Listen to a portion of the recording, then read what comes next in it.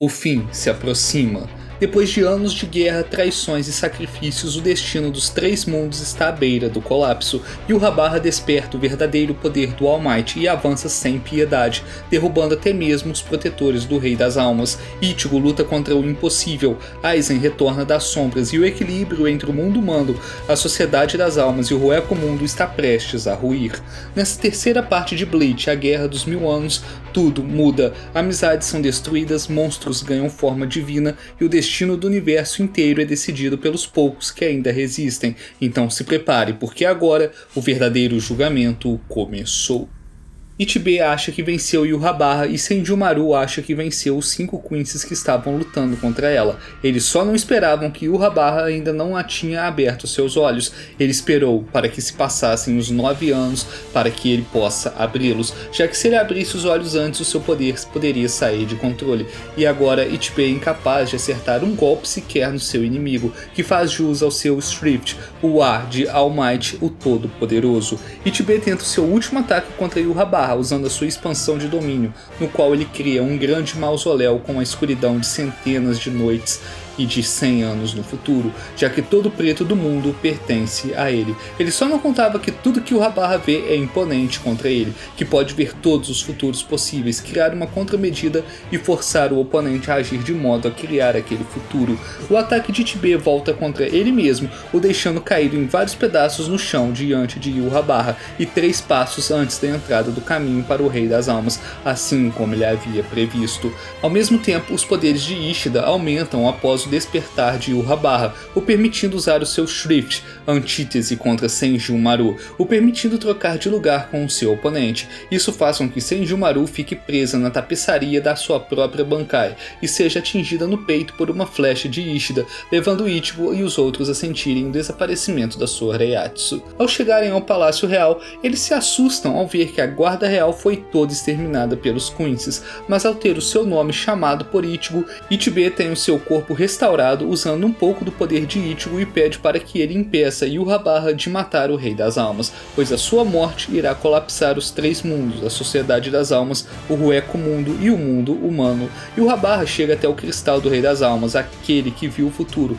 e também pai de Yhwach, e atravessa o seu corpo com uma espada. Todos os mundos começam a tremer, incluindo a Sociedade das Almas, o Roeco Mundo e também o mundo humano, com todos se perguntando e afirmando que nunca sentiram nada assim antes. Ichigo fica cara a cara com Yhwach, e junto dele estão Inoue, Sado, Yoruichi e Ganju. Ichigo luta contra Yhwach usando as suas novas Shikai Zangetsu e consegue manter uma luta equilibrada contra ele, apenas para que Yhwach falasse que lutou durante todo esse tempo com seu Shrift, All Might, o Todo-Poderoso, desativado, e foi só ativá-lo que Ichigo se tornou incapaz de acertar um único golpe em Yhwach, já que agora ele pode ver o futuro e desviar de todos os seus ataques. Yhwach previu tudo o que iria acontecer, ele sabia que Ichigo iria chegar ao Palácio Real e conversar com Ichibe, e ele também sabia que Ichigo iria retirar a espada do casulo do Rei das Almas após saber que ele ainda estava vivo. Após remover a espada, o Rei Shazu de Yhwach, que estava na espada, sobe pelo braço de Ichigo, o forçando a destruir o Rei das Almas, pois o seu sangue Quincy não poderia perdoá-lo. Mais uma vez, tudo isso foi premeditado por Yhwach, que precisava de que alguém que tivesse um pouco dos poderes dos Shinigamis, dos Quincy's, dos Fullbringers, dos humanos e dos Hollows, ou seja, ele precisava do Ichigo para quebrar completamente o selo do Rei das Almas. Desde o despertar de Ichigo como Shinigami até o momento em que ele conseguiu a sua verdadeira Zanpakuto, tudo isso foi para este momento. Uma forte onda de energia parte do Palácio Real em direção aos outros 3 mundos, e como o Rei das Almas foi morto, todos eles podem deixar de existir em breve. Para evitar que os mundos se colapsem, o Kitaki faz o ritual do Kamikake para usar o Mimihage contido em seu corpo para manter o equilíbrio dos mundos no lugar do Rei das Almas em troca da sua própria vida. A energia escura toma conta do seu corpo e sobe até o Palácio Real, enquanto ele se torna o receptáculo do Rei das Almas. Quando tinha apenas 3 anos, o Kitaki foi desacreditado pelos médicos a continuar vivendo, devido à sua doença pulmonar. Seus pais continuaram acreditando e rezando para a estátua do Mimihage que tinha sozinho em casa, até que ele entrou no corpo de Ukitake, o dando um novo sopro de vida e restaurando parcialmente a sua saúde. O único problema é que ele continuava vomitando sangue.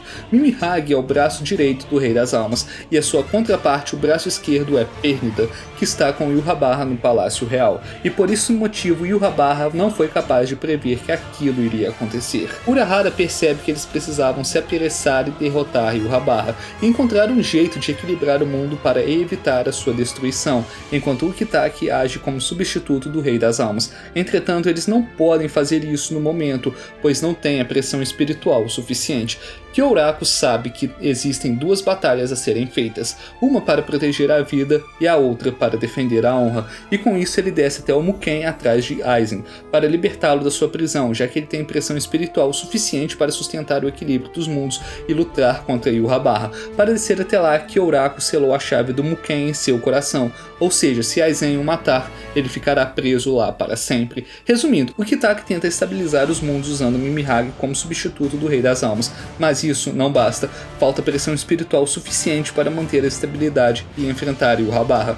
Por isso Kyoraku liberta Aizen, cuja pressão espiritual é colossal, suficiente para compensar toda essa carência e também para dar uma chance de vitória contra Yhwach. No Palácio do Rei das Almas, Ichigo, Orihime, Chad, Yoruichi e Ganju observam espantados quando uma forma gigantesca de Mimi-Hagi aparece e envolve as duas metades do corpo despedaçado do Rei das Almas, estabilizando momentaneamente o colapso dos mundos. Yhwach fica intrigado, ele percebe que essa entidade misteriosa é algo que o seu poder absoluto All Might não consegue prever e nem detectar. Logo ele entende o motivo, Mimi-Hagi é a parte do próprio Rei das Almas. Essa revelação surpreende até mesmo Yhwach, que por um momento hesita diante do inesperado. Ishida aparece diante deles e trava um combate com Ichigo, enquanto os outros Quincy's da guarda de Yhwach lutam contra Sado, Inoue, Yoruichi e Ganju. Todos eles usam suas habilidades especiais de Quincy Volstagg e começam a absorver uma grande quantidade de energia espiritual do ambiente. Ishida declara que está do lado dos Quincy's, pois ele também é um deles, e derrota Ichigo.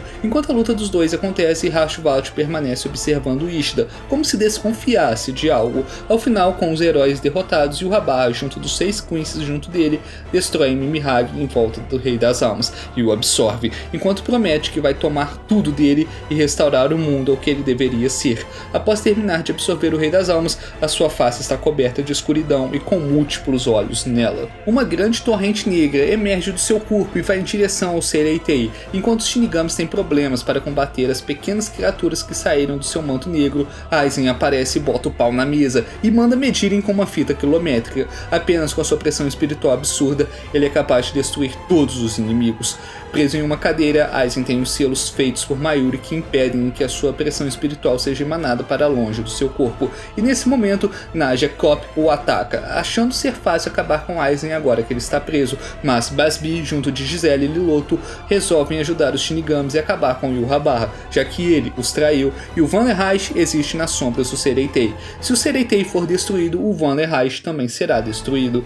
Kyoraku chama todos os Shinigamis vivos para o Departamento de Pesquisa e Desenvolvimento, para que eles compartilhem as suas pressões espirituais como combustível para que eles consigam ir até o Palácio Real e evitar a destruição do mundo.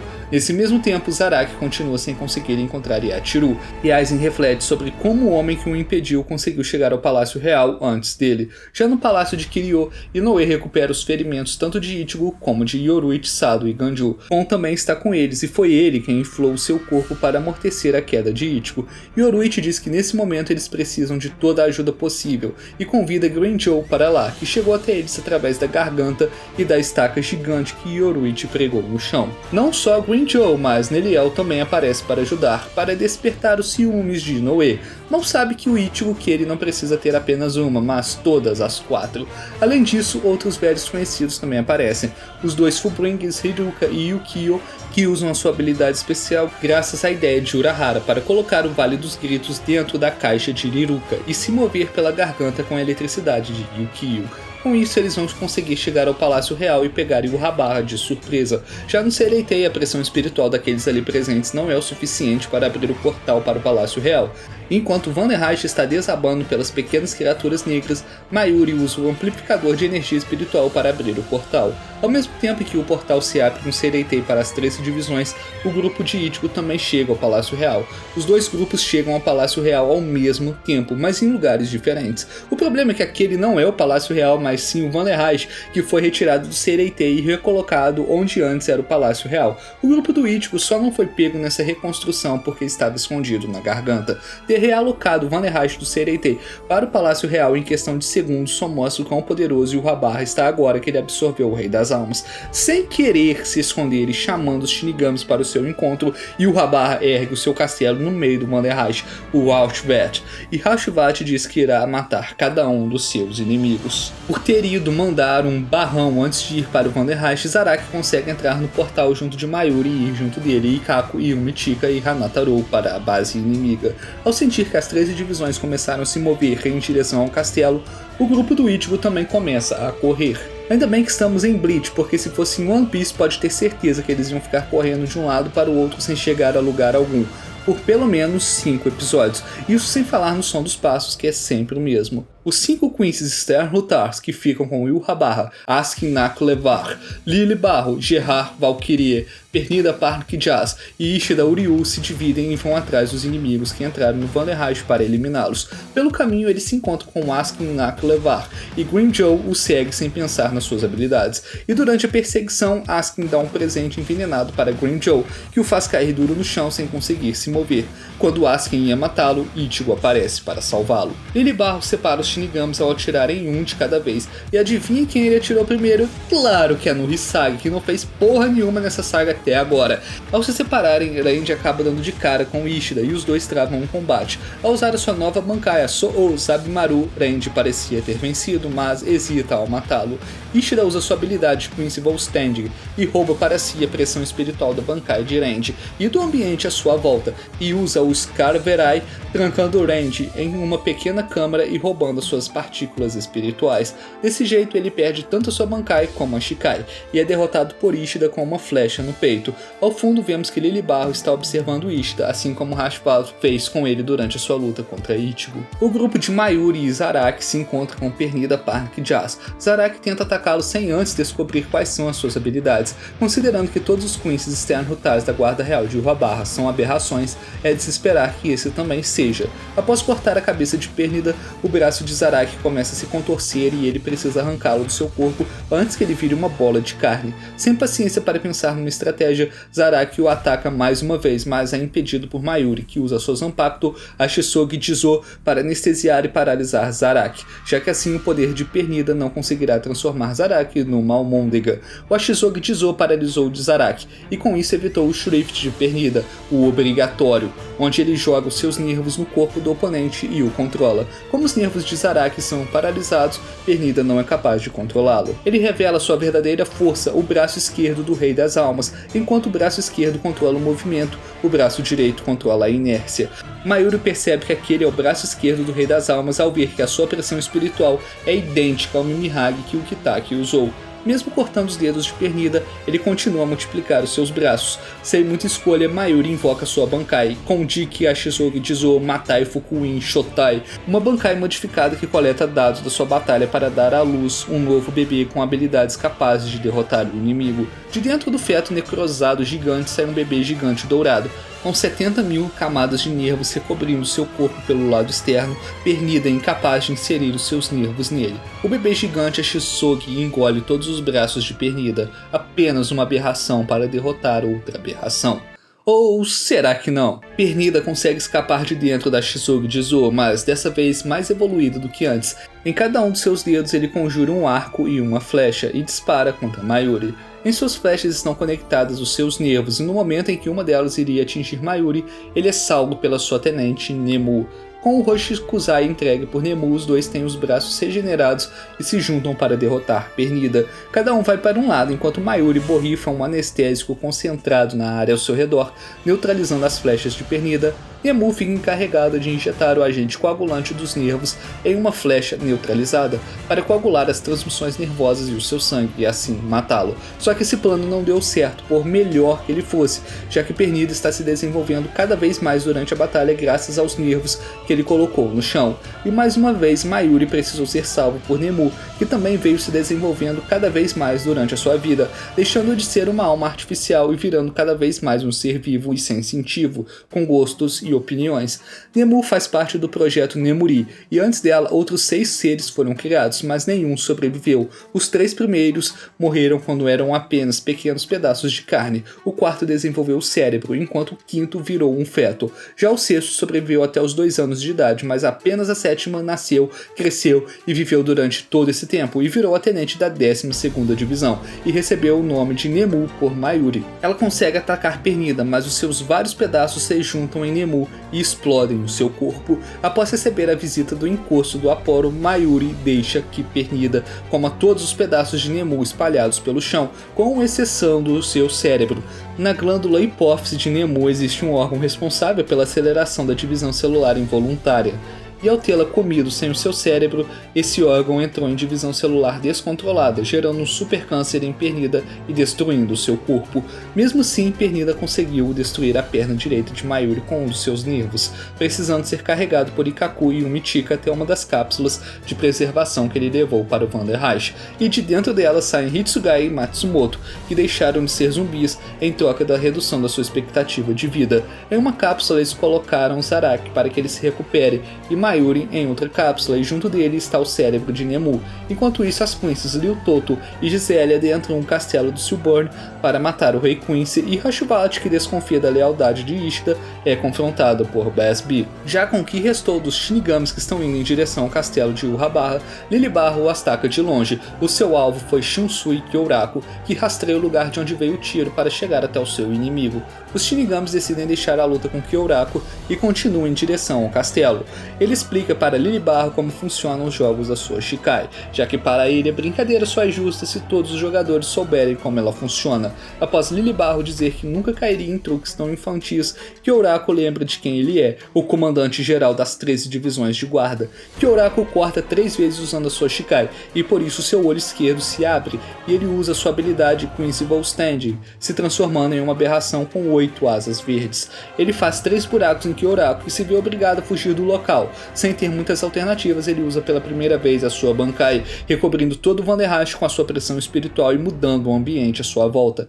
Ele é capaz de refletir os seus ferimentos em Lilibarro e encher o seu corpo de manchas sanguinolentas por uma doença incurável, antes de ambos mergulharem em águas profundas. Ao final de 3 atos, Kyoraku arranca a cabeça de Lilibarro e o joga no fundo do mar. Após a batalha, ele descansa no colo da peituda Ohana e o espírito da sua Zanpakuto Kanten Kyokotsu. Assim como aconteceu com Mayuri, que pensou ter derrotado seu oponente, o mesmo acontece com Kyoraku, que tem o seu abdômen perfurado por Lilibarro após ficar com a guarda baixa. E quem não ficaria com a guarda baixa estando deitado no colo de uma gasosa dessas? Em fúria, ele proclama que é impossível que a Bankai de um mero Shinigami vença um mensageiro de Deus. O mensageiro de Deus, segundo ele, é ele mesmo, que foi o primeiro Quincy a receber um Shrift de Yurrabarra e também o líder da guarda real de Yurrabarra. Por mais absurdo que sejam seus poderes, é difícil levar esse cara a sério com essa voz e com essa aparência de girafa albina com cabeça de pintinho. Estando em um estado crítico e perdendo e recuperando a sua consciência, a sua tenente Nanao aparece e, em desespero, Pero implora para que Kyoraku esqueça a promessa que fez para sua mãe e lhe entregue a sua Zanpakuto. Há anos atrás, o irmão mais velho de Kyoraku se casou com Isuzu Issei. A família Issei era uma família nobre, onde, segundo os registros, só nasciam mulheres. Existia uma maldição naquela família em que todos os homens morriam após se casarem com uma mulher da família Issei, e isso também aconteceu com seu irmão. Determinada a acabar com a linhagem da família Issei e a proteger a sua filha, Isuzu entregou a sua Zanpakuto para Kyoraku, que entregou para Kyokotsu a esconder nas sombras. Após a sua morte, Kyoraku ficou com o seu enfeite de cabelo e kimono de flores. Nanao foi abrigada por um casal de idosos que cuidou dela até ela entrar para a Divisão 8, que por influência do seu capitão Kyoraku se sentia culpado pela morte de Isuzu. Momentos antes de Nanao ser aprovada entre as 13 divisões, a Central 46 ordenou a execução da sua mãe por ela ter perdido um bem precioso para o seu clã, e esse objeto que ela perdeu foi a sua Zanpakuto, que foi confiada a Kyoraku.